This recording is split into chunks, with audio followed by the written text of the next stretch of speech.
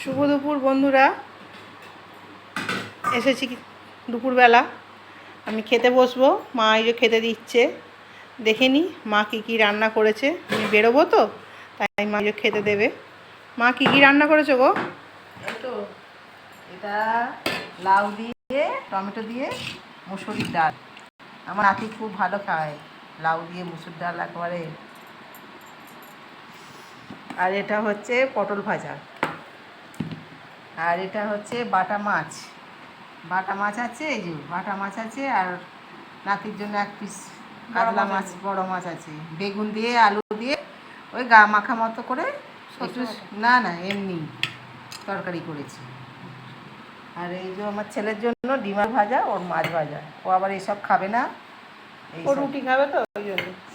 তো এই হচ্ছে আজকের আমাদের মেনু। আর এই যে মা আমায় খেতে দিচ্ছে। চলো আপাতত এই পর্যন্তই। সবাই ভালো থেকো, সুস্থ থেকো। আর আমাদের ফেসবুক পেজটা একটুখানি লাইক করে দিও, একটু ফলো করে দিও।